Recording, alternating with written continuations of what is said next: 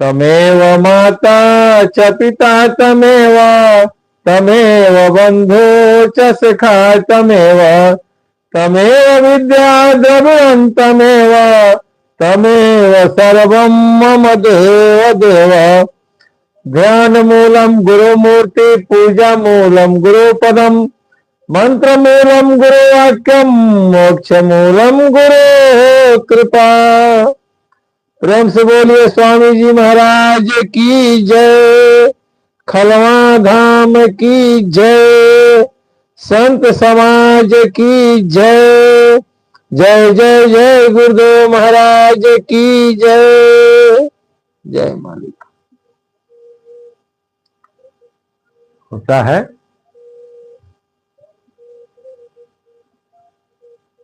समय समय की बात है, इसमें सब कुछ होता है। ये एक तरह से युद्ध है।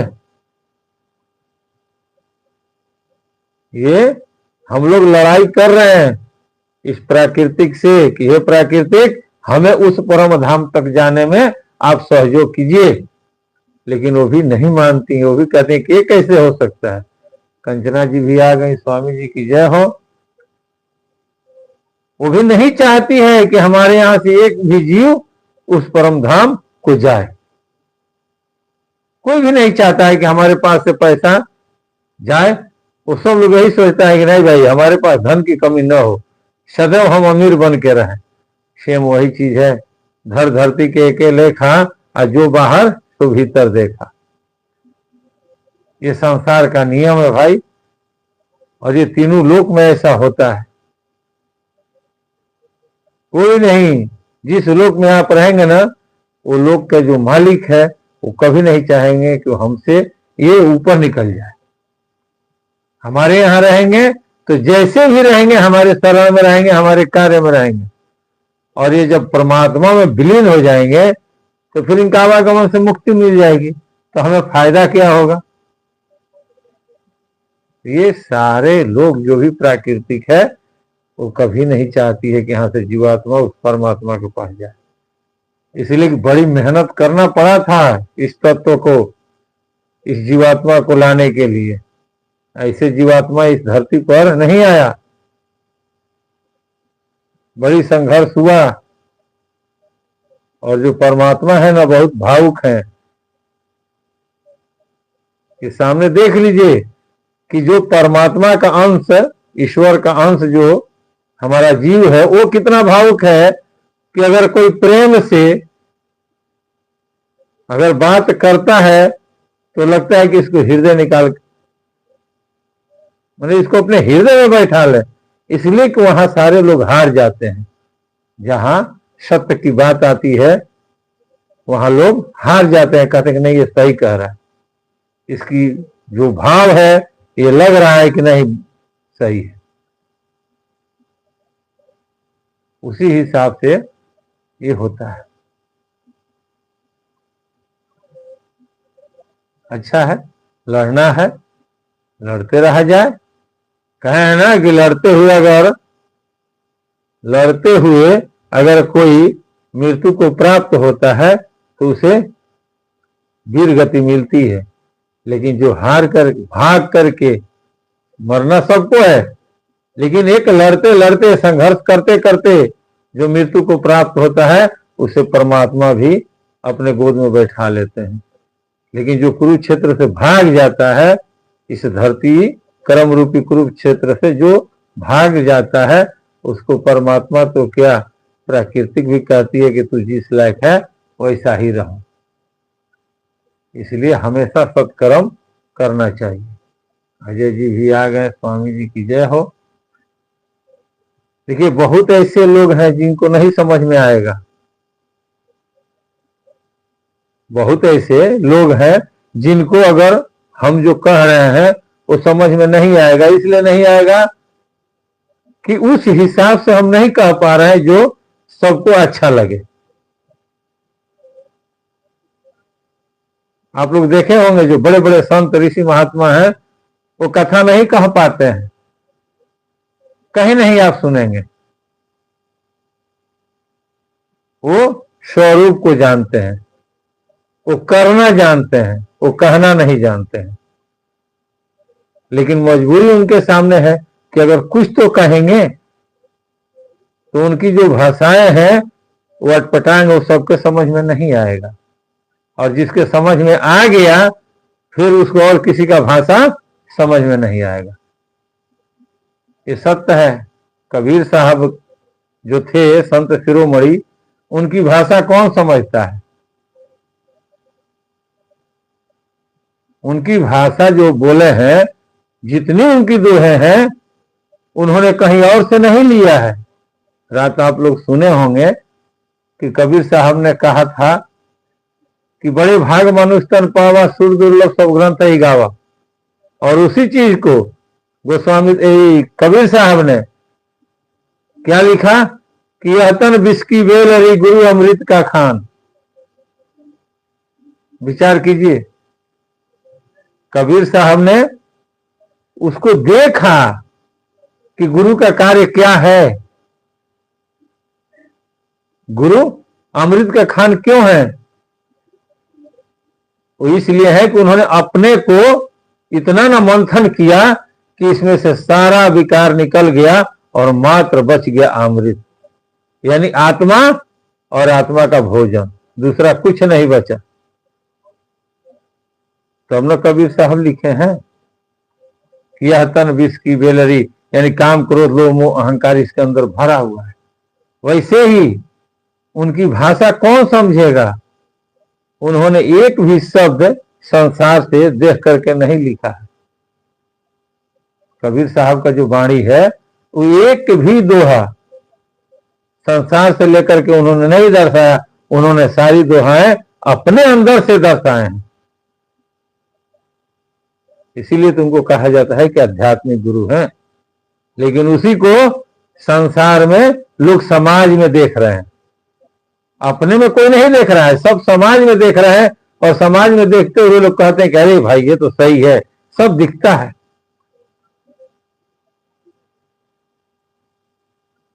आज चर्चा हो रहा था, हम लोग बैठे थे, एक सज्जन बोले कि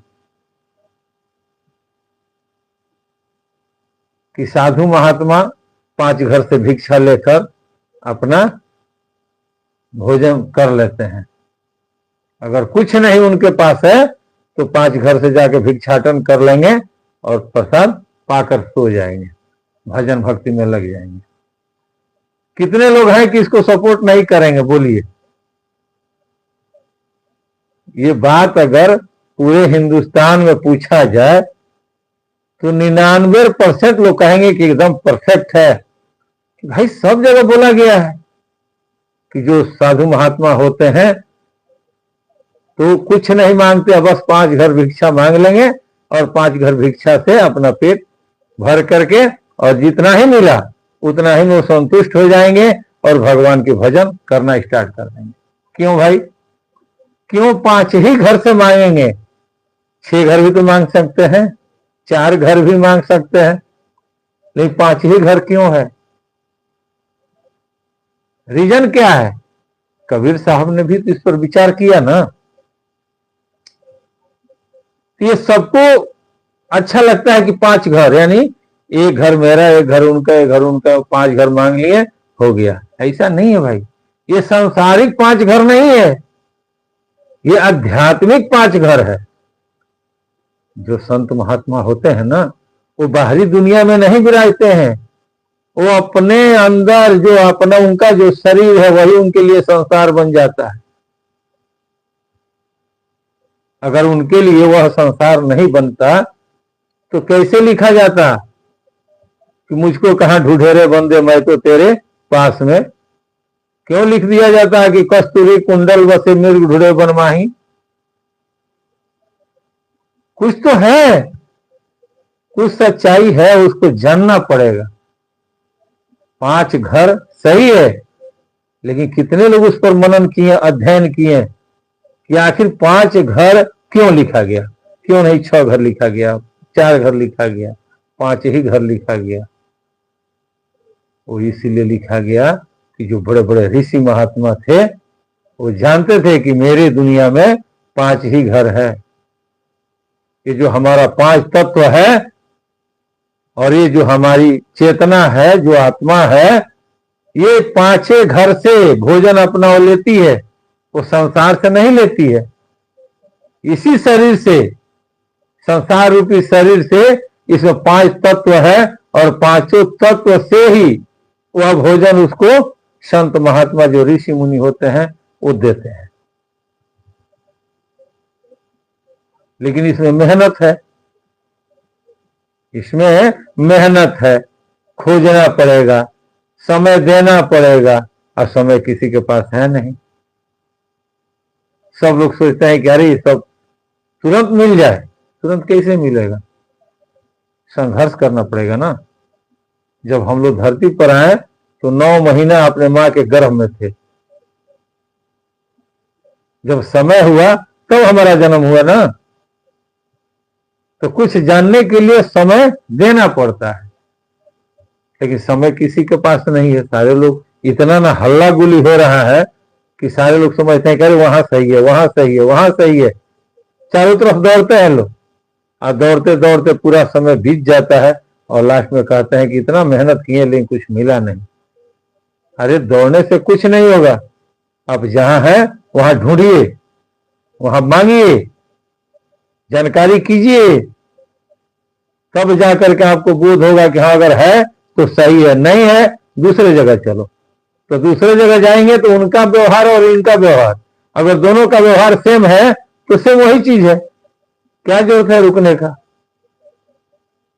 उस 5 घर को बताने वाला कोई है कि वो 5 घर ही क्यों कहा गया? इसलिए कि इस 5 तत्व से, इस 5 तत्वों को जागरूक करके गुरु द्वारा जब ज्ञान मिलता है और जब इस शरीर रूपी सागर को मंथन करके जब इससे वो मणि निकालते हैं, तो हमने कहा गया है कि गुरु अमृत का खान। और कहीं नहीं है भाई। जो बाहर दिखता है वो आपके अंदर है, इसको जानना पड़ेगा। बड़ी मेहनत है। समाज में ढूंढिएगा कहीं नहीं मिलेगा, अपने अंदर ढूंढिएगा मिल जाएगा। वही चर्चा होने लगा। कुछ लोग बैठे थे, वहां लोग कहते हैं कि बाबा आप जो कह रहे हैं वो बात छोड़िए, इस समय संसार क्या मांगता है उसको देखा जाए। हम बोले अच्छी बात है। उन्होंने कहा अरे बाबा नार मरी गृह संपत्ति नासी, अमाथ मुड़ाए भय सन्यासी। ये बड़ा जितना लोगों को देखिए सब लोग वही कर रहे हैं। बहुत से लोग साधु के विरोधी हैं संसार में। हमने कहा उनसे कि देखिए ये गोस्वामी तुलसीदास जी का लिखा हुआ चौपाई है रामचरितमानस में कि नार मरी गृह संपत्ति नासी, यानी कि पत्नी मर गई और पत्नी के वियोग में सारा संपत्ति बेच बिकिन दिए, घर द्वार सब बिक गया। और जब सब कुछ बिक गया तो लोग उनसे दूरियां बनाना स्टार्ट कर दिए। जब लोग दूरियां बनाना स्टार्ट किए तो उनके सामने ऑप्शन क्या है? ऑप्शन यही नहीं है कि चलो भाई साधु बन जाओ। अब वो साधु बन गए, लेकिन जो लोग जिनका प्रारब्ध है, जिन्होंने घर द्वार जगह जमीन सब कुछ छोड़ दिया, जिन्होंने घर द्वार जगह जमीन सब कुछ त्याग दिया और सिर्फ शरीर लेकर के बाल अवस्था में जो निकल गए, वो कभी किसी से अपेक्षा नहीं कर सकते हैं। क्यों? अतः अगर वो किसी से अपेक्षा करेंगे ना तो प्रकृति को परमात्मा कभी माफ नहीं करेंगे। इसलिए कि उन्होंने दान दे करके निकला है, छोड़ करके कि मुझे इस संपत्ति से कोई लेना देना नहीं है, ये संपत्ति भाई आप लोग रखो, हमें तो बस उस परमात्मा को पाना है। और वो बैराग ले लिए बाल अवस्था। वैसे जो संत होते हैं वो किसी से अपेक्षा नहीं करते हैं कि हमें कोई दे दे कुछ, आप लोग देखिएगा, बहुत जगह ऐसा है। वैसे संत जब आपसे मिलेंगे ना तो ऐसे ही वो राजा है, वो ऐसे ही राजा है, इसलिए कि उन्होंने दिया है, दे करके आए हैं, त्याग किए हैं कि हमें धन की जरूरत नहीं है, हमें समाज में प्रतिष्ठा की जरूरत नहीं है, हमें उस परमात्मा की जरूरत है जिस परमात्मा ने हमें यहां भेजा है। तो वैसे संत कितने परसेंट हैं? वैसे संत बहुत कम है, वो लाखों करोड़ों में है। तो जो त्याग देंगे ना, जो निष्काम निकलेंगे, जिनके अंदर कोई स्वार्थ नहीं रहेगा, मात्र एक ही स्वार्थ रहेगा कि हमें उस परमात्मा को पाना है, उनको फिर सांसारिक वस्तु की आवश्यकता नहीं पड़ेगी। प्राकृतिक उनके लिए हर व्यवस्था रखी। कभी आएगा समय जब आप लोग मिलेंगे, जब साक्षात्कार होगा, आज इस बात को जो आप लोग कहेंगे कि गुरुदेव आप बोलते हैं दुबे जी कि संसार में कोई वस्तु की जरूरत नहीं है, तो फिर भोजन चाहिए ना। अरे भैया, सब कुछ प्राकृतिक रखी है आपके लिए, और संसार में जो जीव है ना, उससे स्मार्ट, उससे सुंदर, उससे सुशील आप नजर आएंगे। आपके चेहरे पर वो ललीपन रहेगा हमेशा। प्राकृतिक रखी है ऐसा व्यवस्था, लेकिन आप करें तो सही, जब करते ही नहीं है तो कैसे होगा? वो हर एक चीज है प्राकृतिक, दो पहलू में रखी है ना, एक संसार और एक अध्यात्म। जब अध्यात्म में जाएंगे तो उसके लिए भी उसने व्यवस्था रखी है। लोग केयर नहीं करते हैं, लोग आजकल ध्यान नहीं देते हैं किसी चीज पर। अगर ध्यान देना स्टार्ट करेंगे, मनन करना स्टार्ट करेंगे, तो आपको पता चलेगा कि नहीं, सब कुछ है। महाराज जी जब थे ना खलवा धाम में, तो मालूम होगा आप लोगों को, इतना वहां चढ़ावा आता था। लेकिन कोई कह दे कि महाराज जी, ये आरती दीदी भी आ गई, स्वामी जी की जय हो। महाराज जी जो सामान जाता था उसमें से उठा करो खाते हो, नहीं खाते थे। ये सही है भाई।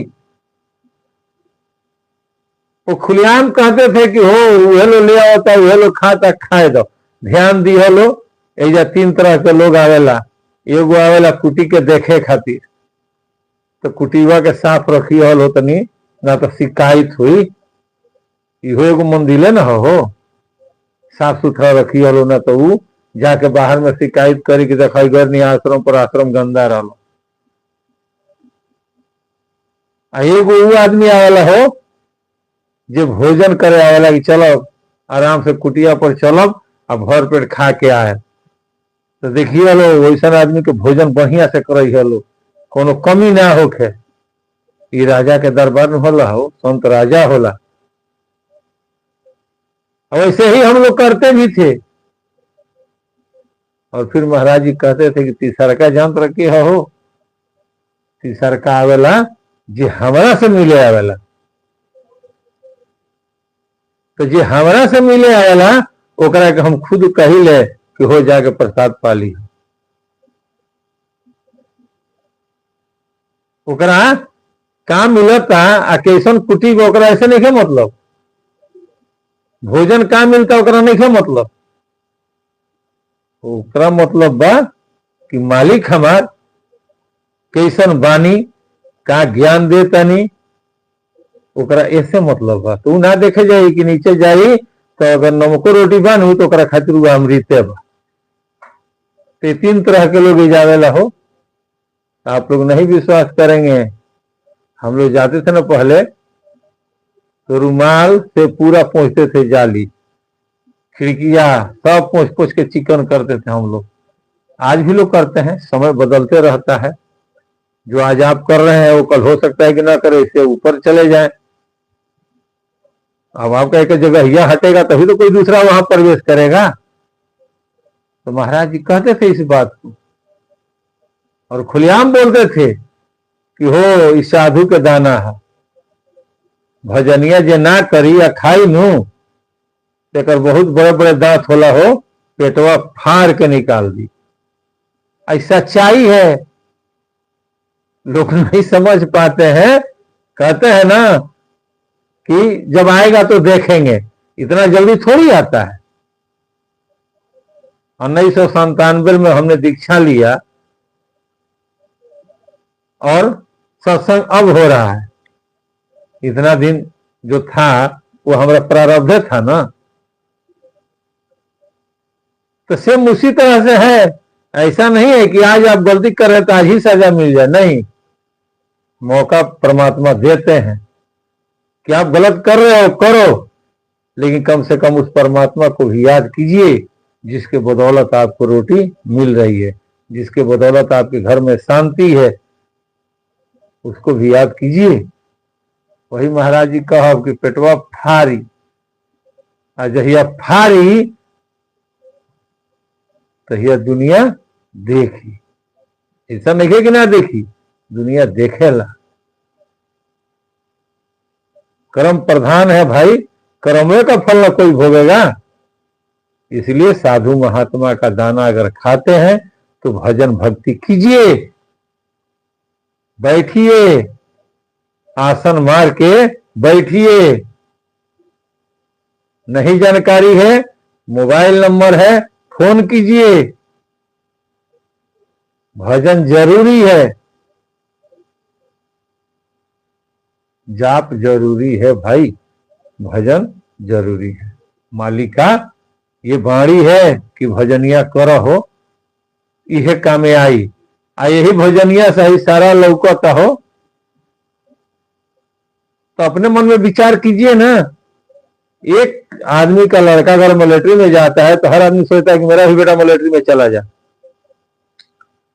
आज बिहार का एक खिलाड़ी है, कोई है ऐसा लड़का, आज पूरा बिहार उसकी जय जयकार कर रहा है कि भाई ऐसा लड़का भाई होना चाहिए। और कितने लोगों का लड़का एडमिशन करा लिया होगा कि हम भी क्रिकेटर बनेंगे। विचार कीजिए।